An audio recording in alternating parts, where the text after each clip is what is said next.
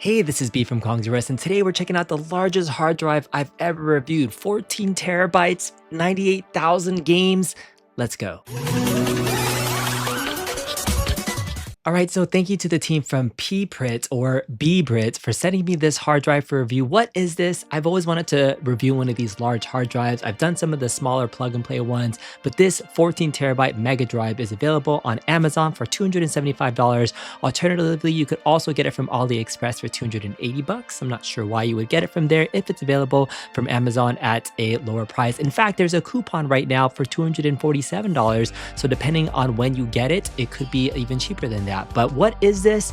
14 terabytes of thousands of games. It says it has 7 systems in one. I was really curious about this. Like, what systems are they referring to? We're gonna jump into that, but everything that you see here, it's pretty much just a hard drive enclosure. You're gonna plug this into your PC. You're gonna do some quick little setup for it, and I'm gonna go over everything that this has, some of the highlights, some of the things that you're gonna want to look out for. But this is it. Hopefully you like this video. So here's a quick unboxing. It came nonchalantly in a styrofoam case. The external storage is made by Lin Storage, so it's pretty standard there. Opening the box, you also get a power adapter, 12 volt 2 amp adapter, as well as a USB 3.0 to USB-C cable.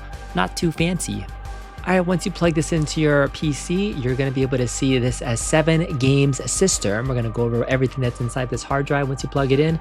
But the recommended PC specs, I'm using a 10th gen i7 with 32 gigabytes of RAM. From the graphics standpoint, I'm using an RTX 3070 laptop GPU. The minimum GPU is a GTX 1060 is what they recommend. You are running some 3D heavy intensive games like Switch and PS3, so I definitely recommend a little bit more of a beefier PC.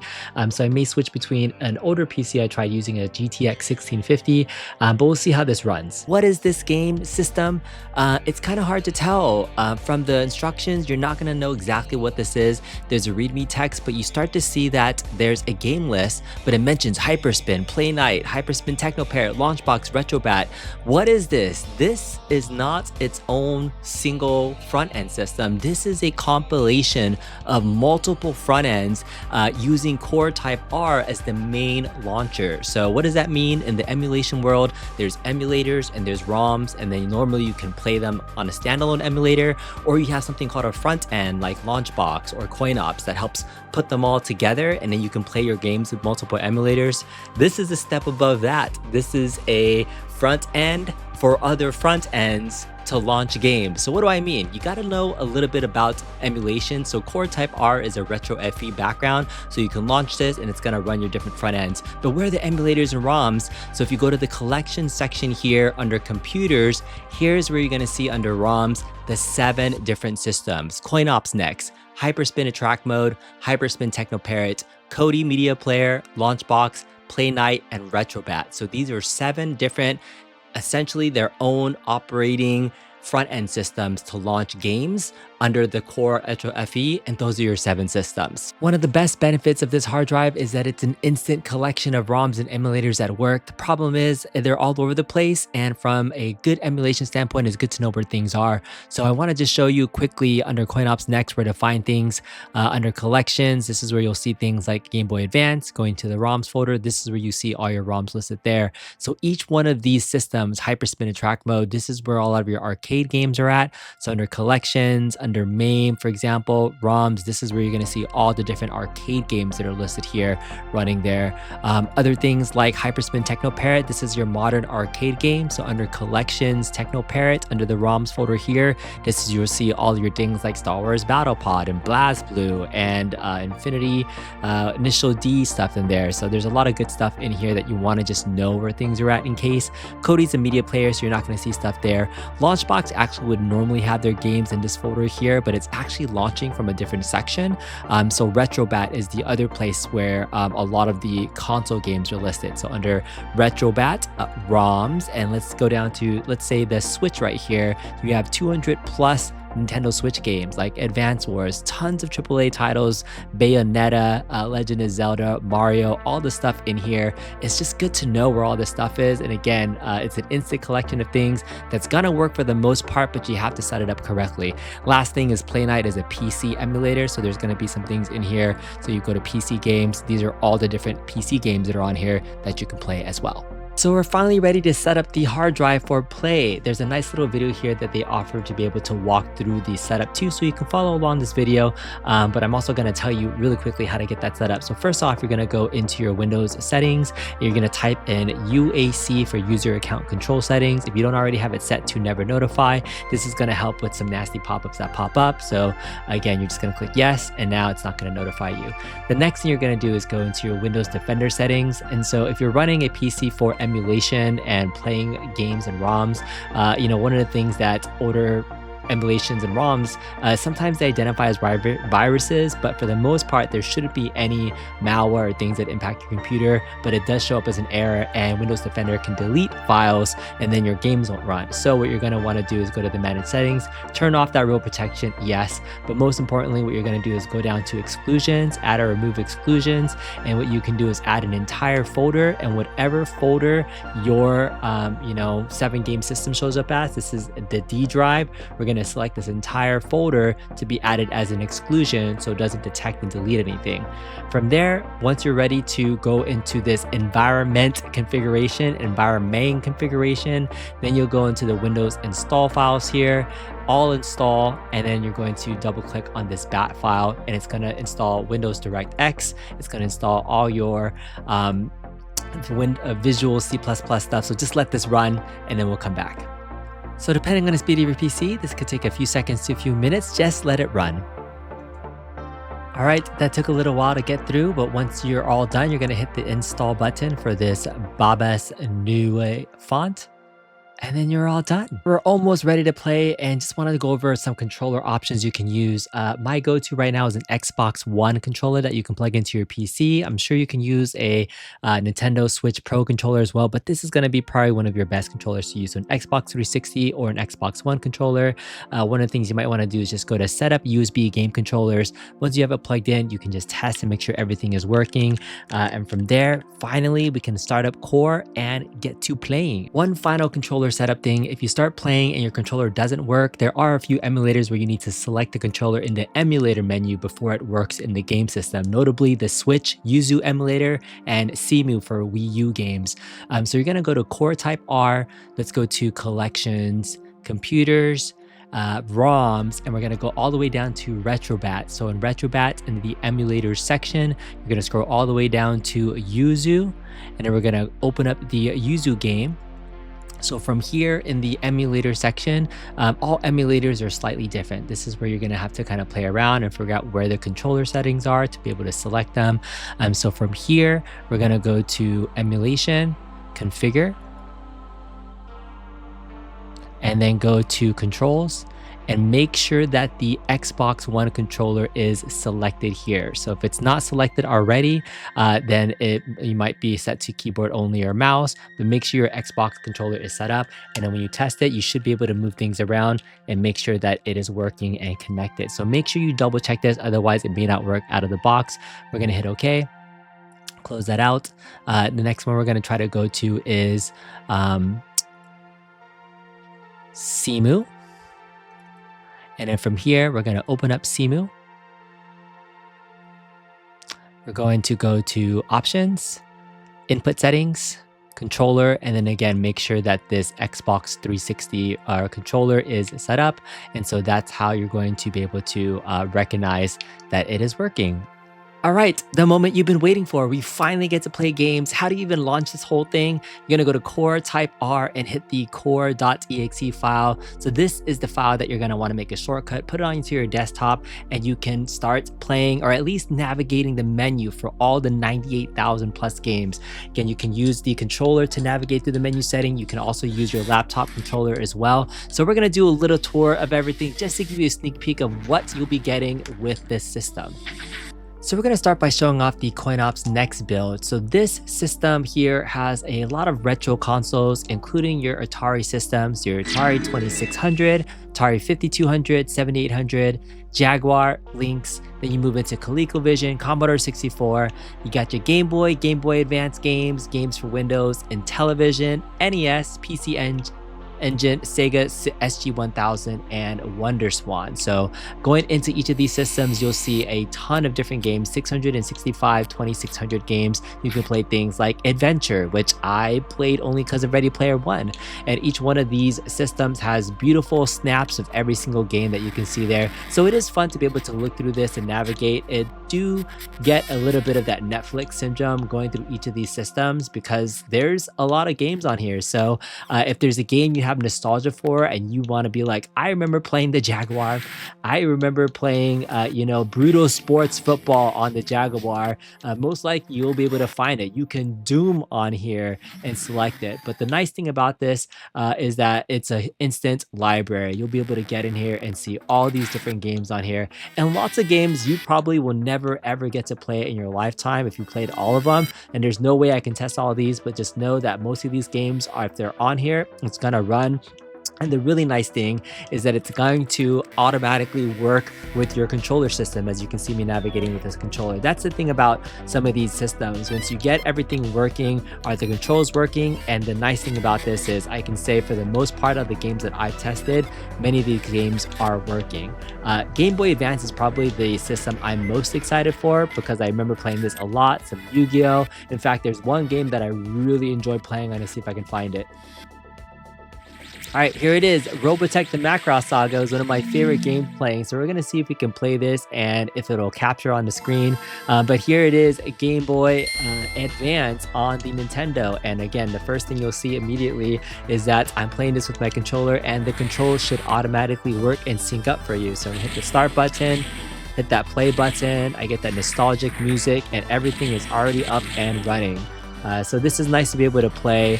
You can see the controls are working. It's a nice little shmup. I can transform into different plane modes here. I can transform back into a robot as well. Pew, pew, pew, pew, pew, pew, pew, pew, pew. So yeah, so much fun being able to play all this stuff. And then once you're ready to exit a game, for this, you're going to hit the select and start button. So for most games on the system, you're going to hit start, select to exit. Again, that's Game Boy Advance. You got games for Windows and television. Let's just go through again the rest of these really quickly for CoinOps next. I'm going to go through each one of these systems that you can see. 335 games for Windows on here. You got some Intellivision games on here. Very classic stuff as well. 141 Intellivision games. NES, there's multiple places to play. Nintendo, one of the best systems of all time, 919 NES games on here. Everything that you can remember playing is on here. PC Engine, some PC versions of games as well, Afterburner 2. So interesting that this is the PC Engine version of these games.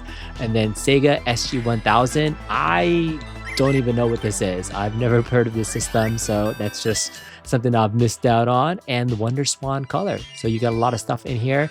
And when you're ready to exit this entire thing, you're just gonna hit the select button and it's gonna exit you out of the system. Next up, we're going to check out HyperSpin Attraction. So HyperSpin was one of the first front ends that was hard to set up on the back end, but one of the most beautiful systems in terms of snap images. It's super quick to be able to see these images and things too. There's no lag going for any of these things. There's a lot of different categories you can see from 80s games, 90s games, flying, light game. But this is your arcade collection. So all the different arcade games that you can have, different ways you can see them. Mortal Kombat collection, Namco collections on here. So there's so many different things you can play through here. And System 2 games, System 22. Namco System 22 is actually one of my favorite games because they had things on here like Ridge Racer 2. They even had your Time Crisis games, which is a System 22 game, Air Combat 22, which I really loved back in the day. So all your arcade classics, if you're building an arcade main cabinet, this would be that fun system for you to do. Cyber Cycles is super fun as well too. But yeah, here's your System 22 games. Other things on here. You still got other Nintendo arcade games on here, your Donkey Kongs, your Game & Watches, Outrun collection, your Pac-Man collections. You can play all the different versions of Pac-Man and Puck-Man that you want to. Pengo's on here. So HyperSpin Attract mode is where you're going to see all your different games on here. I love how they have all the categories. There's so many different things to walk through on here. Let's see if we can get into a game like Sega Model 3. Again, one of my other favorite systems on here. LE Machine Guns, Le Mans 24, Ocean Hunter. And in fact, I'm going to play one of my favorite games on here and see if it works out here. I'm curious, will Star Arcade Trilogy work? Let's test it out. All right, I had to navigate that Windows security screen and hit the allow button. So the first time you try a new emulator, you might see that pop up on your screen. So just hit the allow button and you should be good. All right, here I am having Star Wars Arcade Trilogy. It looks like it's already set to free play. So I just hit the button and see if it works. Looks like it is using the analog stick on here. Looks like it's running a little bit fast, but let's see what's going on. Yeah, I'm able to navigate the mouse cursor using the joystick, and then I'm using the R controller to be able to shoot. The only thing is that the screen is a little bit off-centered. I mean, the bezel is covering up the screen, and then this is moving super fast. So again, maybe the emulation isn't going to be perfect for everything, but the fact that this run and that the controls are already set up is pretty freaking awesome. And you can play Star Wars Trilogy on here. So this is the arcade section and HyperSpin Attract. So kind of nice that you have all these games automatically set up on here. And again, to exit any of the games itself, you're going to hit the select and start button. So let's do that. And it'll jump out of the mode. So yeah, I don't know how to make that a little bit less fast, but it works on there. So that's pretty cool. But again, all your arcade games are on here. Oh, Virtual On. I'm so curious if Virtual On is going to be working on here. So this is a dual stick control game. Let's just double check and see how this works on a controller setting and what it's mapped to. All right, so that took a minute to load up and everything, but it is the arcade ROM and everything. So we are running Virtual On Oratorio Tangram. So I'm hitting the select button for coin. So coin is working, which is nice. You can select the robots on here. So we got to pick Tenjin. Oh, you can pick other things. Let's do Tenjin. Yes. All right. I'm curious if it's just everything's just mapped out to the controller. So let's see. This is a dual stick game, forward, back. Oh, interesting. So it's not a dual stick control game. You're just pretty much using your controller to move up, down, left, right, and then shoot. All right, shoot. That's the second controller. I like it. It automatically has it already kind of pre-mapped, and you're just using your regular controller for stuff instead of a dual stick mode. Nice. I was actually kind of curious if they mapped this out. So they mapped tank controls to just a single button here, so you don't need to do tank controls. So it's working. Like, they did a good job with the controller mapping. It's a very nice job. Let's exit the game. So nice to see that they did tank controls. And then lastly, I definitely want to check racing games. So let's check Daytona to see how Daytona is running as well. All right, so this is Daytona 2, and so it's very similar to Daytona 1 on there, and it looks like pressing the button is going to be the pedal or the R button. So let's see how this works out. Step on the gas, auto drive. Ooh, the rumble feature is working. They got rumble working with the controller, so they actually added in the force feedback plugin for Model 3, so you get rumble control with this as well. So for games that have rumble enabled in the arcade setting, that's pretty freaking cool. I can change my setting there. For view, I'm using the R button to be able to drive, and then my analog stick to be able to move left and right. So very cool. So you got racing games. So if done correctly, most racing games should use that R analog stick to be able to the R button to be able to use the gas pedal. And I like how they use the analog controls to emulate steering. So very fun. Arcade racing games on point. All right, so lastly, again, there's so many different games on here, your Naomi games. I'm not going to be able to get through everything on here, but just know that there's a lot of good stuff on here. There's even some PS4 and PS5 games that are listed in this HyperSpin Attract mode. So I thought this was all console games, but they even have some PS4 games on here. Let's just take a look. So Sense, Shrine, Troll Hunters, Ultra Street Fighter 4, West Dead, Witcher, Death's Gambit, Sekiro, and they also had a PS5 list on here, but I don't think there's any games on here. There's 2 PS5 games on here. They have Final Fantasy VII Remake and Elden Ring? I didn't even know this. I mean, let's double check and see if they have Final Fantasy Remake playing on here.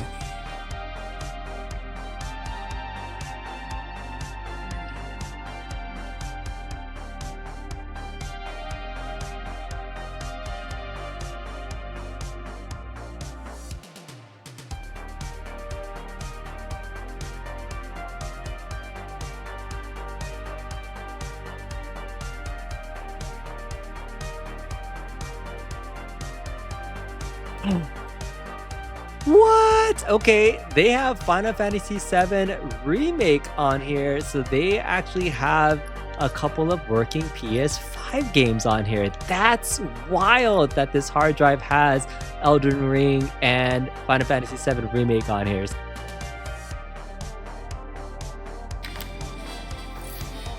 All right, so this is absolutely wild. I'm playing FF7 Remake on here. It's using the Xbox controls and mapping them appropriately. The gameplay is pretty dang smooth, I mean, with the settings that I had, and so I don't know what they're using to be able to run this, but this is essentially the PS5 version. I don't know if it's the actual PS5 version with the graphics and everything, but the controllers and everything are working super smooth. So super excited to see this on here at Elden Ring. So to know that they have some extra modern games on this hard drive, this is a big win in my opinion for this hard drive. That was a little known thing that I didn't know was here earlier. So in order to exit a game, all you're gonna need to do is hit that start and select button, and it's gonna exit you out of the game. Yeah, that's pretty freaking awesome. Like, wow, I was not expecting to see Final Fantasy VII Remake on here, and you have Elden Ring on here. So you got some high quality AAA titles hidden in here that I didn't even realize were under this section, because this is supposed to be all arcade games on here. But that's freaking cool. I mean, definitely a nice surprise to be able to see that, and that it's hidden in the HyperSpin attraction with all the different arcade games on here. So Teenage Mutant Ninja Turtles, Mean Green Connection, Trackball, there's just so much stuff on here. Hopefully you guys have fun looking through this video and through this hard drive if you guys pick it up. All right, next up, we're going to check out this TeknoParrot build, which is using the HyperSpin base. So TeknoParrot itself is not an emulator. So many of the modern arcade games use a PC inside of it. And so what this is pretty much emulating the PC that is inside of these modern arcade games. So you can see the list here: Samurai Showdown, Dream Raiders, Sega Golden Gun, Racing Classic. So there's a lot of games on here that you'll be able to see and play. Silent Hill arcade game. So all of these shooting games will use that mouse cursor and button games. So there's some good stuff on here. Sega Racing All-Stars. You'll see some of these games in the arcade. I mean, you'll see some classic games like this, like why? But there's Spider-Man. That's pretty cool. There's and then of course Star Wars Battle Pod. People that know me on my channel, you can play Star Wars Battle Pod on here. In fact, let's go ahead and do that right now. Let's test it out. All right, here is Star Wars Battle Pod. One of the main reasons I even got into emulation in the first place was to play this game and learning how to set it up. And so the nice thing about this build is that TeknoParrot can be very finicky. Getting the right ROM, getting it set up in TeknoParrot, getting the control set up. Sometimes it is not easy to do so. And here it is working with the controller. Everything is actually already pre-mapped and set up and ready to go. And so that's the nice thing about this. Again, your controller, as long as you're using an Xbox controller, which I highly recommend, it'll recognize it as a PC controller, and most of the control configurations would already be set up. Getting TeknoParrot games to work in the first place used to be a nightmare, so it is a benefit to have drives like this that work. And let's see what the, okay, looks like this was the throttle, so the left kind of trigger was the throttle there. So sometimes you do have to play around with the buttons to see what is the thing. So this looks like it's a thrust button, and I assume that this is going to be the trigger button right here. So let's left, right, down, up. Okay, so the only thing is that the controls aren't inverted like I normally like to do, like when I'm flying. So it's just something that you kind of have to remember how you're playing the game. So up is up, down is down instead of the inverted axis. That's the only thing that I may go in here and change in the future. But yes, it looks like the trigger button is working there. Do they have brake on here mapped to something? Maybe. Oh, I just pressed the button and went into the menu. So again, sometimes you just press buttons and like things pop up. So yeah, don't press the right trigger because that actually reset into the main menu. But anyways, Star Wars Battlefront was working. To exit out of these games, again, you're gonna hit start, select on your controller, and it's gonna exit out. So super nice to have a very working system on here. You can see all these games on here: Third Fighter, Third Strike, Street Fighter 5, Tomb Raider. I mean, these are some good AAA arcade games, not even just home console games, but you can play Tomb Raider that came out in 2018. Under the Feet was really fun to play. Under Night Rebirth. And they got some other classic games on here too. The racing games, these Midnight Maximum games, are super fun to play as well. Aliens Exterminations, one of my favorite rail shooter games that came out, are kind of hot. Batman, a very classic game to play on here. 2013 Raw Thrills.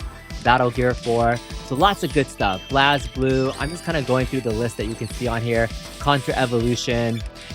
Daytona Champion. This is still in arcades today that you can see today. Dirty Driving, Far Cry, F1 Racing. Good stuff here. Gigawing, GTI Club, Guilty Gear, H2 Overdrive. I don't know why they have Hyper Fighting on here, but apparently I guess this is on the TeknoParrot build. And then, Initial D. This is what I was talking about. You got some Initial D games on here. Super, super fun. So hopefully you enjoyed that little walkthrough of the TeknoParrot games. You can see they do have some other, I guess, breakdowns of subcategories that you can, but that TeknoParrot list has all the games on there too. All right, so the next system we're going to talk about is Kodi, which is an open source media player. Unfortunately, on this build, nothing is set up already with all the add-ons and things you need to get Kodi working. So I'm not going to go through a full Kodi tutorial because one, I'm not really sure exactly how to get it to start up from scratch. And there's lots of different Kodi tutorials out there. But the fact that they've added this on here is just a way for you to be able to access more things on your system. So here it is, Kodi. You can add in existing files or you can download clients and things. You can watch movies, TV shows, but definitely check out other tutorials because unfortunately I don't have that experience here.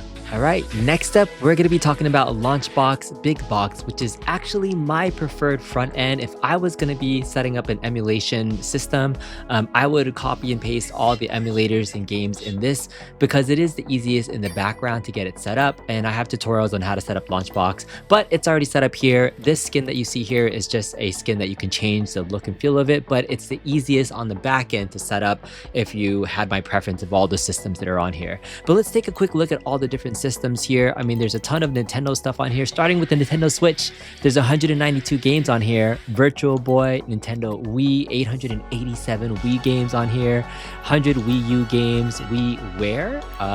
There's Open Bore, so Beats of Rage, these are custom beat 'em up games. Philips CDI, Scum, Dreamcast. There's 333 Dreamcast games on here. Sega Genesis, Hacks, Sega Hikaru. Interesting, there's some arcade games on here as well. Sega Master System, 300 plus Sega Master System games. You got Sega Saturn. Sega Saturn is like a really hard system to emulate in my opinion, and so there's some games on here that I got working that I couldn't on my own. So Sega, Sharp, Sinclair, SNES, so you got all the Super Nintendos on here. 900 plus Super Nintendo games, one of my favorite systems of all time. Neo Geo Pockets. All right, PS1, 1800 PS1 games, tons of them. PS2, you got 639 PS2 games, about 173 PS3 titles. PSP Portable, 823 games. Minis are 312. Super Famicom, again, this is the Japanese version of Super Nintendo. Watara Supervision, 43 old school games here.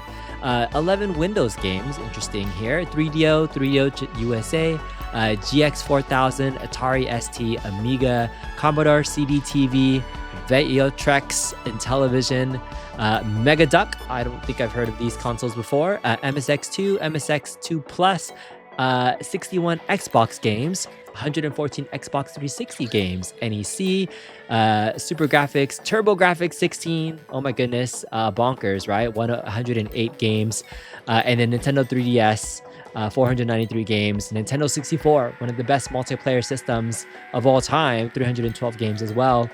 Classic NES system, so there is some overlap with that old CoinOps build. But you can see here, there's a lot of good stuff. Nintendo GameCube, 638 got titles on here, Super Game Boy. But I think just the fact that they have all these great titles, AAA games. The Nintendo Switch has so many different titles on here. I mean, you can see they have Tears of the Kingdom right off the bat on here. I mean, let's just jump into it. Let's just demo kind of some of that gameplay and see if it's working right off the bat. Again, this is an emulator that you plug in, you select the controller if you're using an Xbox controller, and everything's pre-mapped and kind of works already. So there's a ton of value in having a system like this. Again, an instant library of emulation and games that you can play with some minimal setup. Yes, we're already several, 20, 30 minutes into the video, but you can have hours and hours of endless fun playing this in your personal library. It's that easy just to get in here and plug it in and play. All right, here we are, Legend of Zelda Tears of the Kingdom, a Nintendo Switch game. Again, it's not the updated version. Again, there's no Switch 2 stuff, but you're walking around here, you're moving around. I can move.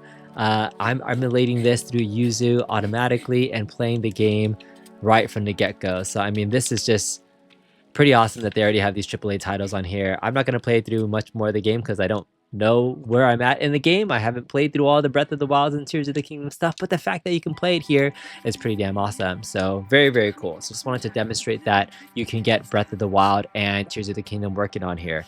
So we're going to hit start and select to exit out of this. Again, mostly what I do when I test these builds is just to make sure that they play. Let's do a quick walkthrough of all the games that are on here. Again, Luigi's Mansion, all the different Marios on here as well. So Super Mario Brothers Deluxe, good stuff on here. I mean, 191 games, Pokemon Arceus Legends, Pokemon Tournament, Red Dead Redemption, Power Rangers, Sea of Stars. I love that Chrono Trigger-esque RPG game as well. Sonic Mania, Sonic Origins, Splatoons are on here. Bomberman, Super Mario 3D World. There are a couple of games that may have some trouble working. I remember trying to test Super Mario Brothers Wonder, and this wasn't working. So this is just a disclaimer that 100% of the games may not work for any particular reason, and it would be hard to troubleshoot the why. So I would say maybe 90 to 95% of the games would definitely be working, but that's just based off of my short little testing that I've been able to done. It's impossible to test out the thousands of games that are on here. So if a game tries to load up and doesn't play, unfortunately, it might be hard to troubleshoot it. But they have a lot of other titles on here that you can check out, Shredder's Revenge, everything else as well. I wanted to go back and test out, again, like I was talking about, SEGA Dreamcast. There's all these typical Dreamcast games on here. Capcom vs. SNK 2, Centipede. Let's just double check if they have Crazy Taxis. I mean, this is very synonymous with Dreamcast. It was one of the marquee games on here. They got Virtual on here. Daytona was really good on the Dreamcast as well. And of course, what I'm looking for is Marvel vs. Capcom. That's right, they have MVC and MVC2 on the Dreamcast. This is probably still the Dreamcast version of Marvel vs. Capcom 2, the most preferred system to use, besides now that they've had the Marvel vs. Capcom collection, but this was it. This was the definitive version of MVC2. All right, let's see if we can just do a quick little matchup and see if how the controllers are working. All the people are not here that I would normally play. So let's do Spider-Man, Doom, and Iceman were some of my go-to people. Let's see how it works out. 1, 2, 3, 4.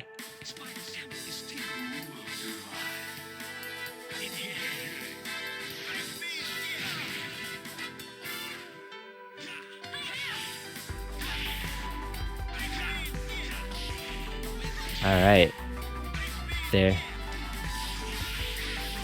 Oh yeah, there it is. I can do my combos. Everything's already mapped. That's what I was looking for. So this is traditionally a 6-button game, and everything's already mapped appropriately on my controller that I'm playing on here. I can do my air combos.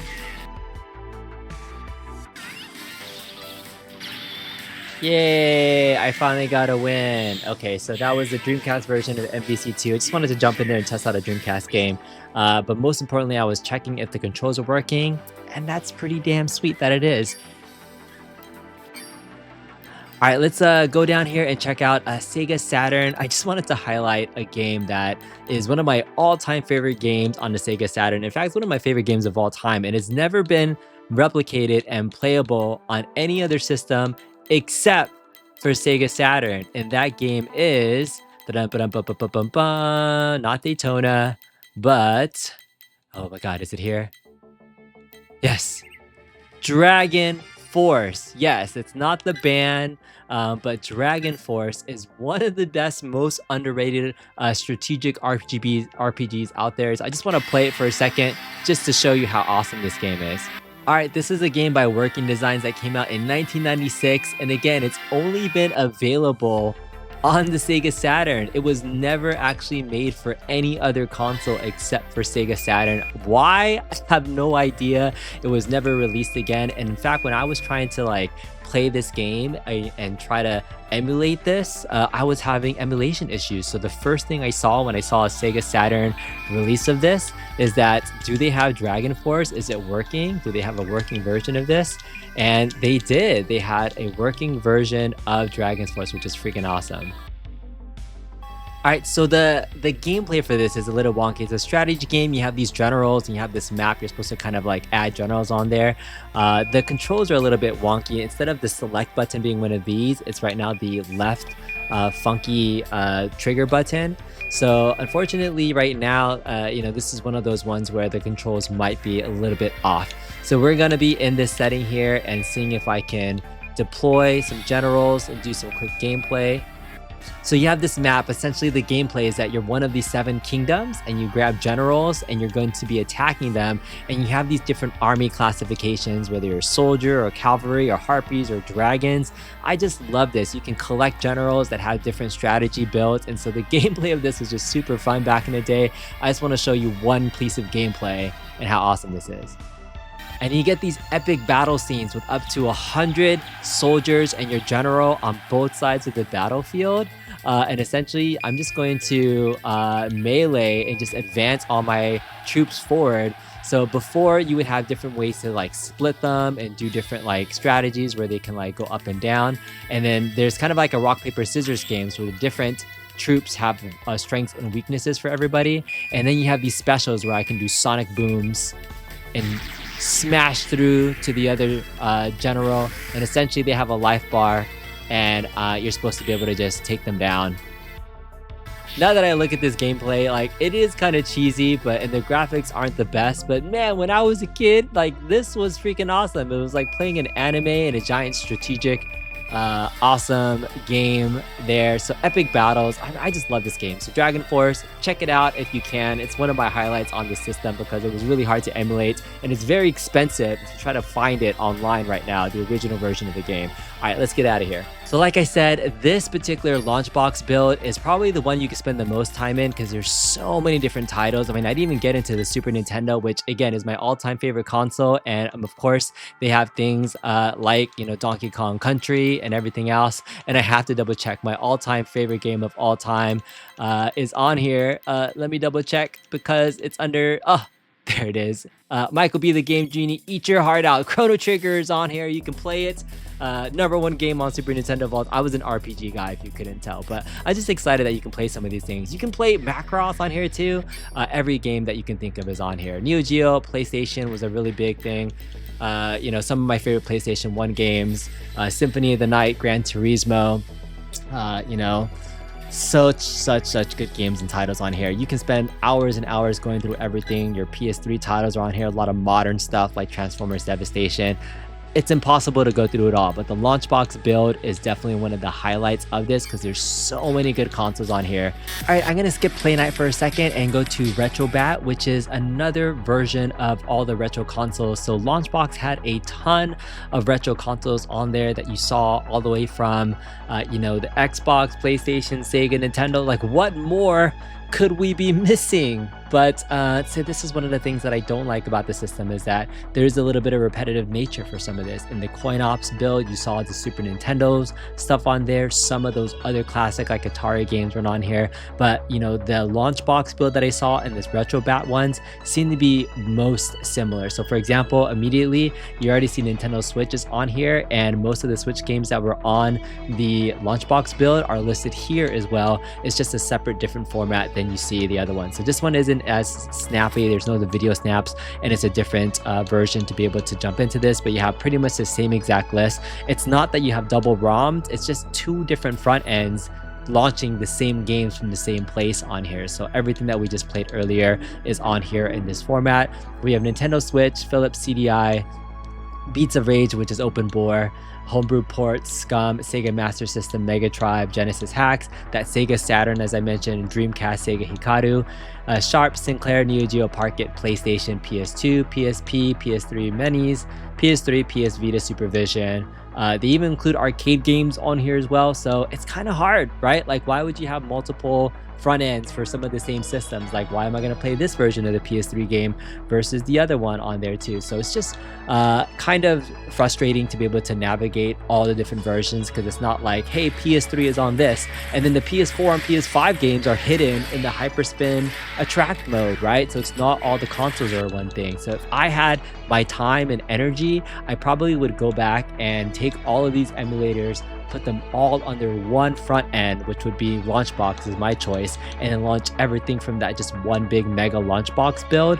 But it's up to you. It's nice just to have these different versions of front ends that you can take a look at. But here is RetroBat. I'm not going to go into most of these games here because again, we've kind of seen them in other places. You have the arcade versions of Sega Hikaru, Star Wars Pod Racer. Let's just check this out for funsies because I want to, and Star Wars Pod Racer was awesome. All right, here we are with Star Wars Pod Racer. If you couldn't tell, I was a Star Wars fan, and here I am checking out what we can do to play Star Wars Pod Racer using Demol as the emulator. Sega Hikaru actually has some emulation issues for this particular game. That's why the sky looks a little bit funky, but I'm just curious to see how this plays. Okay, so here it is, Star Wars Pod Racer. This is the arcade version. This isn't the Dreamcast version. This is the actual arcade version that you would have. It doesn't have that same style where you have two joysticks and like you're racing a pod moving left and right like tank controls. You are just pressing a button to gas and accelerate, and then you're using the controller to move left and right. So Star Wars Pod Racer, super fun game. I'm just excited that they have it on here. The controls are working immediately, and yeah, all of the games that I love playing on my other Star Wars builds are on here. So it's kind of cool that you get all these games on here. But the emulation is just what I expected. Like, Hikaru has some issues with this game with the sky, but you can play and it could be fun. All right, let's exit out. All right, I just do want to check out some of these other categories. So they have light gun games in here too. So these are kind of fun to be able to check out. Area 51s. Again, you're not going to be playing light gun games with the controller, but it looks like you can. They have a bunch of Wii games on here as well that you can use, kind of simulating the Wii remote for those things.